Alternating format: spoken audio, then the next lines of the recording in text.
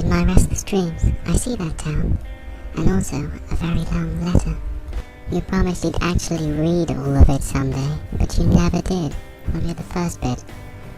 Well, you're reading it now, in our special place, or the graveyard, where I've always been waiting for you. Well, I'm all alone in my grave, waiting for you to join me.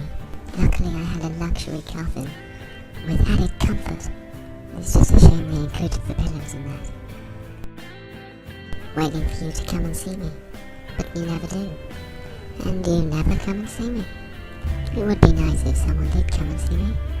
I'm hinting at something quite heavily now, James, in case you hadn't noticed. Trapped in a cocoon of pain and loneliness, which is not one of the best cocoons to be trapped in.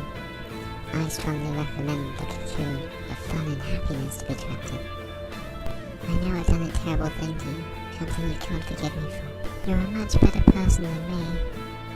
I feel so amazingly pathetic, and so beautifully ugly, waiting for you. Every day I stare at the cracks in the ceiling and think someone should really fix them. I don't think I got the best room. The doctor came today. I asked him where he'd been and why he only came to see me today. He told me that I could go home for a short stay, and also that I should stop reading my letters out loud when I write them. I am getting better, just better at being worse. And I don't want to get your hopes up, but it may be my last chance. I think you know what I mean. And if you don't, which actually is quite likely, it means I'm dead. I'm glad to be coming home. I've missed you terribly. I'm sure you've missed me terribly as well. You're always terrible at missing me. But I'm afraid, James. I do find it a little strange the way you keep asking me if I don't mind dying. Whenever you come, I can tell how hard it is for you to see me. But then again, you have difficulty seeing a lot of things. You need a light, but a key in the keyhole. I don't know if you hate me or pity me, or if you hate pitying me, or if you pity those who hate me, or maybe I just disgust you.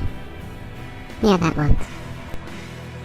When I first learned I was going to die, I accepted it, and then I learned I was going to die soon, and I didn't want to accept it.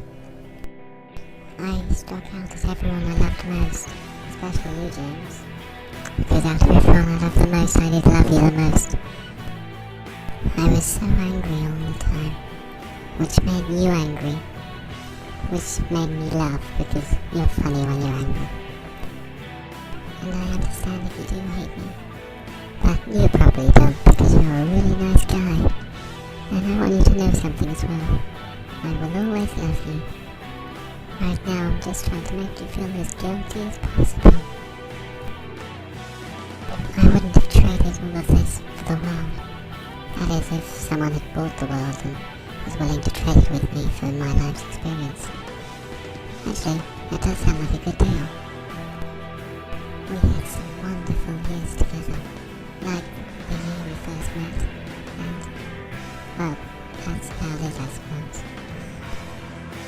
As I'm sure everyone who's playing the game right now is thinking, this letter has gone on too long. I told the nurse to give this to you after I'm gone, on holiday to heaven. So as you read this, I'm already dead, just in case you didn't know. I can and will tell you to remember me. I don't want you to forget me. But if you do forget me, remember this. Never forget me. These past few years since I became ill, I'm so sorry for what I did.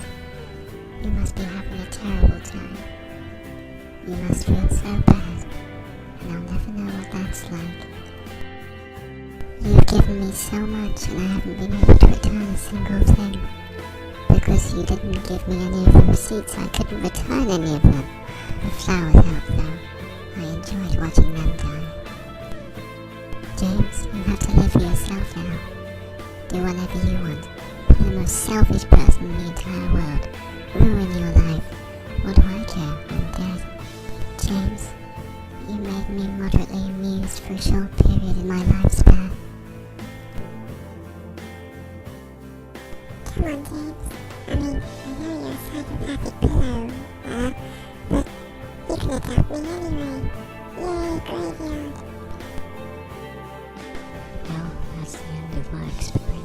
Silent Hill. I'm a changed person now. It's a good job I have Laura, to help me. It's a shame she's a bit sick. I'll have to do something about that.